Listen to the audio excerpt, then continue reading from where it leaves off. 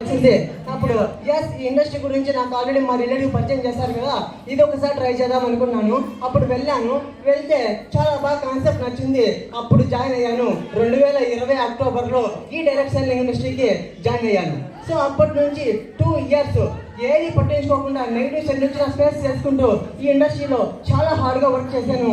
2 ఇయర్స్లో ఇన్కమ్ అయితే ఎంత తెలుసా? ఎంత వచ్చింది అనుకుంటున్నారు? ఎంత వచ్చింది చెప్పండి? 2 ఇయర్స్లో నా ఇన్కమ్ జస్ట్ 2500. ఎంత?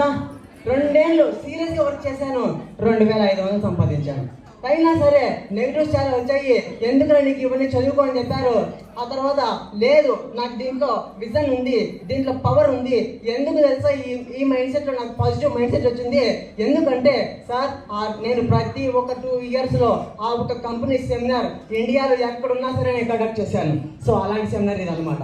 సో ఈరోజు ఎవరైతే ఈ సెమినార్కి వచ్చారో 100% మీరు ఈ సెమినార్లో కనుక నెగిటివ్గా ఆలోచిస్తే అందరూ చేసే విధంగా ఇండియాలో ఎలా ఉన్నారో జాబ్స్ స్టడీస్ అని చెప్పేసి ఉన్నారో మీరు కూడా వెళ్ళి ఎవరో ఒకరి కింద వర్క్ చేయాలా.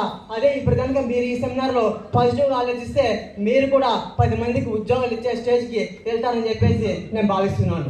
నెక్స్ట్ సార్ ఇక్కడ ఈ ఒక ఇండస్ట్రీలో నెక్స్ట్ ఇంకో కంపెనీ సర్చ్ చేశాము. అందులో 1 ఇయర్ మళ్ళీ నేనే స్టార్ట్ చేసి ఇప్పుడు హరిబాబు సార్ ఎలా అయితే స్టార్ట్ చేశారో అలా నేనే స్టార్ట్ చేశాను. మా ఒక డిస్ట్రిక్ట్ మొత్తానికి నేను స్టార్ట్ చేసి 1 ఇయర్ సీరియస్గా వర్క్ చేశాను. నెక్స్ట్ అక్కడ కూడా మేనేజ్మెంట్ నుంచి ప్రాబ్లం వచ్చింది, క్విట్ అయ్యాం. నెక్స్ట్ ఇంకో కంపెనీ చేశాము, అక్కడ కూడా ప్రాబ్లం వచ్చింది, క్విట్ అయ్యాం. నెక్స్ట్ హరిబాబు సార్ వచ్చారు. సార్ నాకు ఇంకొద్దు సార్, నేను ఇప్పటికే 4 ఇయర్ వేస్ట్ చేశాను, నాకు ఇంకొద్దు, ఇలాంటివి ఏమి నాకు చెప్పొద్దని నేను చెప్పాను. సార్ 10 నిమిషాలు అన్నారు. 10 నిమిషాలు కూడా నేను అపాయింట్మెంట్ ఇవ్వలేదు. అయినా సరే బలవంతం చేసి మరీ అపాయింట్మెంట్ ఇచ్చారు. కానీ దీనికి ఏంటంటే 4 ఇయర్ నుంచి సార్ ఫాలోఅప్లో ఉన్నారు. 4 ఇయర్ నుంచి నేను అపాయింట్మెంట్ ఇవ్వలేదు. లాస్ట్ మూమెంట్లో డిసప్పాయింట్ అయిపోయినప్పుడు 10 నిమిషాలే కదా, ఇక నాకు ఇంట్రెస్ట్ లేదు కదా, ఇక నేను చేయను కదా, ఇచ్చేదామని అనుకున్నాను.